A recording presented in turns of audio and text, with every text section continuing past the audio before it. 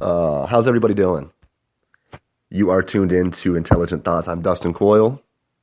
This shit is the Daily Wager for Friday, May 12th, 2017. Truly speaking, we should just turn this into the Fuck the Rockets podcast, honestly. I don't feel like this is the most disappointing end for any team to the season, in my opinion. More so than the fucking Clippers. More so than the Knicks. More so than the Lakers or, name somebody. This was a ridiculous end to the season. They let me down 3 straight fucking games. James Harden, my pick for MVP, played lackluster to say the very least over really the entire series. Let me look up his full stats here. Well, he averaged 24 a game. But if you take away game 3 where he put up 43, that drops to 20 a game, including just 10 last night at home in the series season clinching, I guess, for James Harden and the Rockets.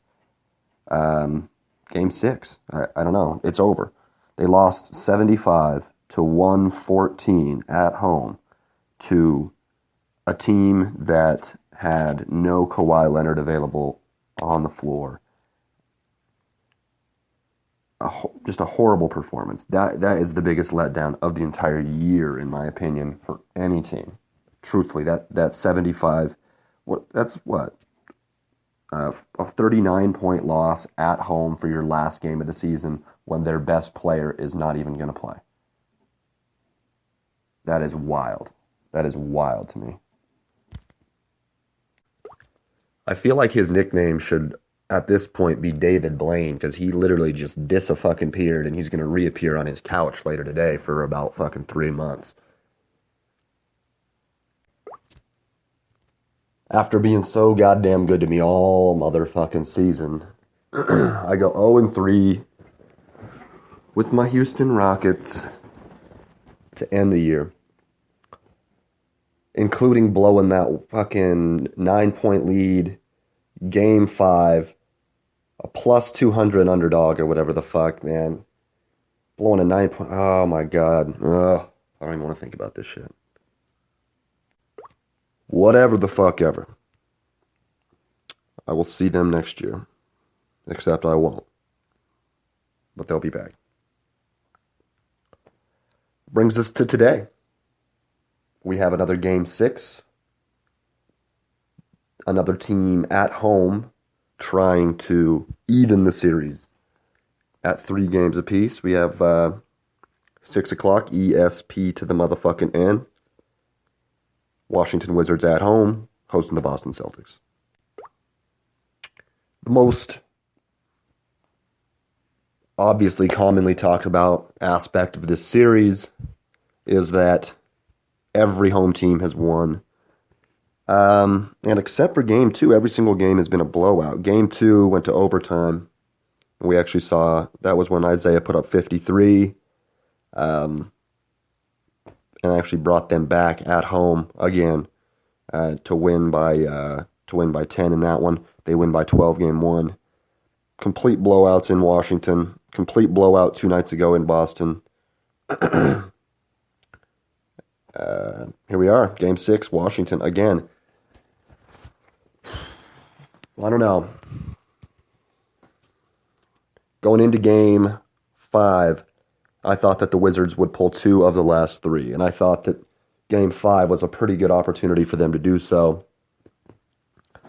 Thought they had kind of figured out a way that they can at least slow down Isaiah.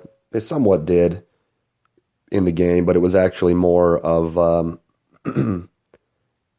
he just didn't have to. He still actually played well. He just he didn't have to carry the team. Avery Bradley played incredible, 25 in the first half, like you probably already know, 29 in the game. I think Horford had 14 in the first half.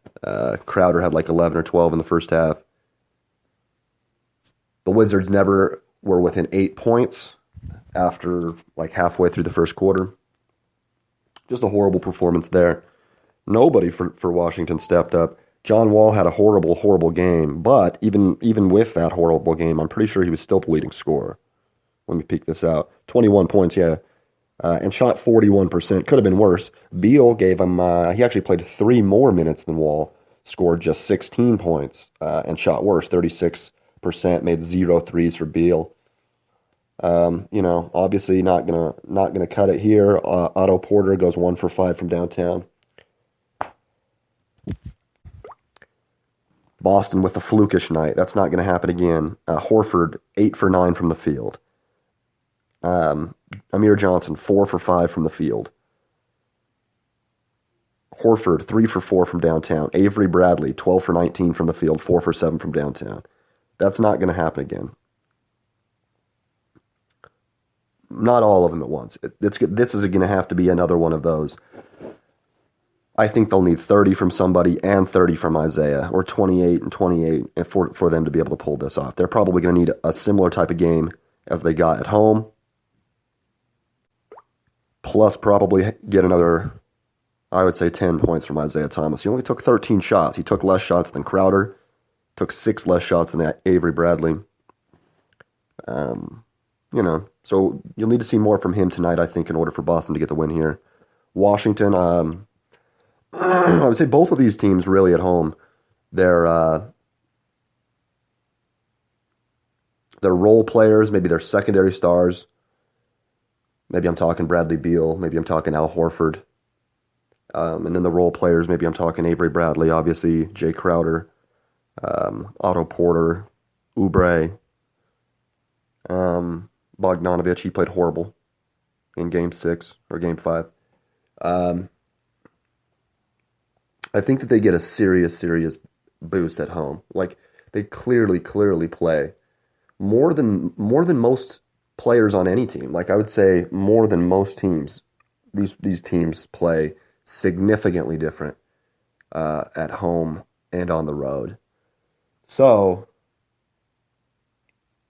after 9 games in the series, all 9 games going to the home team, I would say I would be pretty surprised at this point, seeing both teams' failures, both teams' successes, and watching it play out over a somewhat consistent period of time here.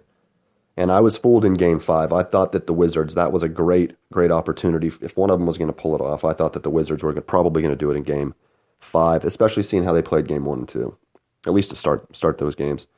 That was probably going to be the best one, or the best chance as far as a road team winning.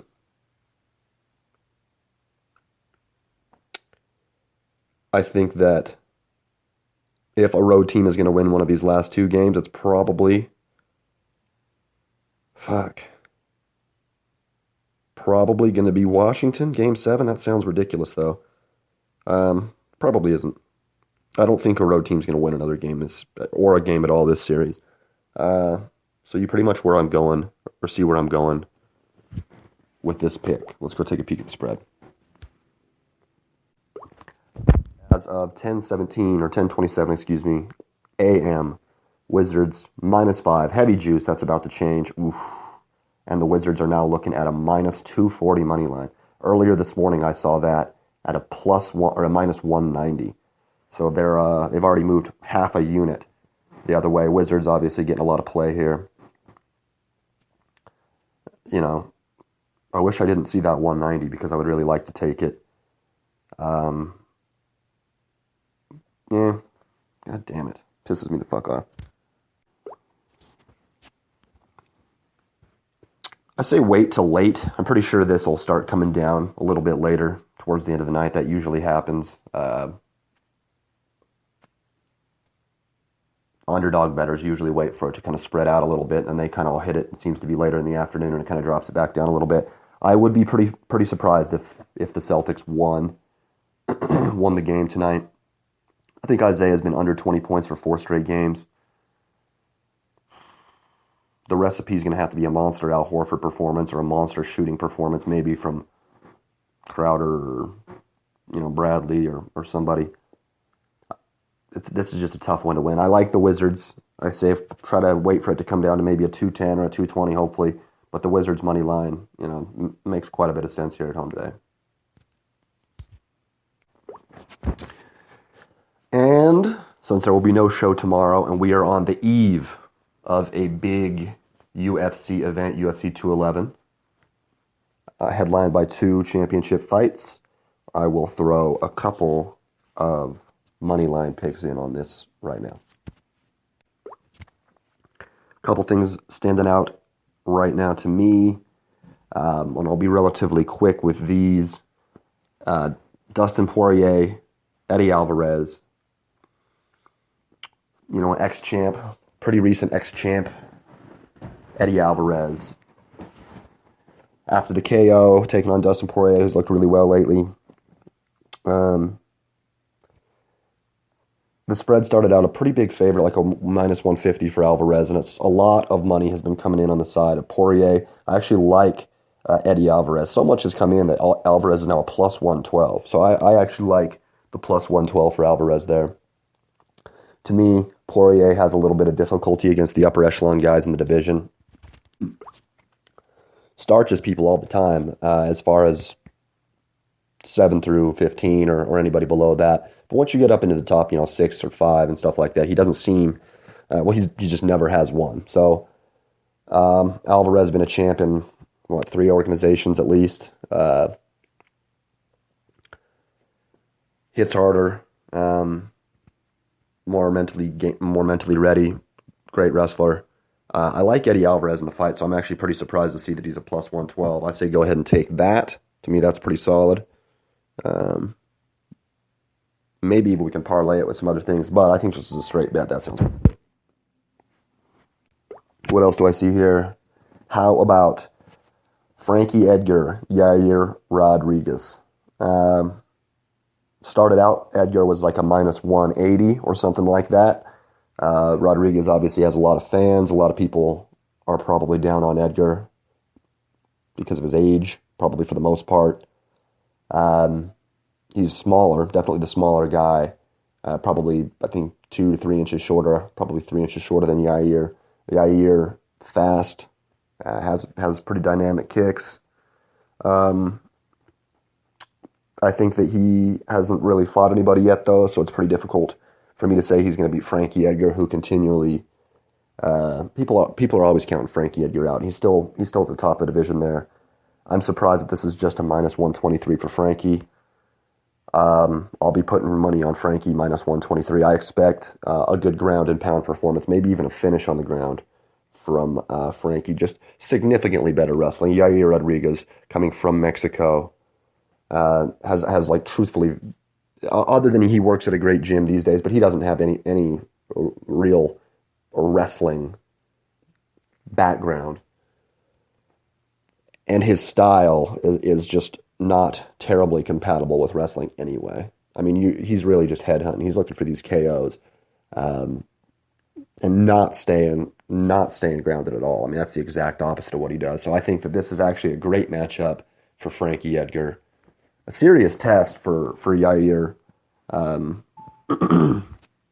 like those odds. I think it should have been higher, like a 175 to, plus 150 or something. And we got one more that I feel pretty strongly about. A couple other ones that are okay, but one more I feel pretty strongly about. This is another one that started out with a favorite and an older favorite, I guess you could say, and the money going a different direction. Damian Maia, Jorge Masvidal.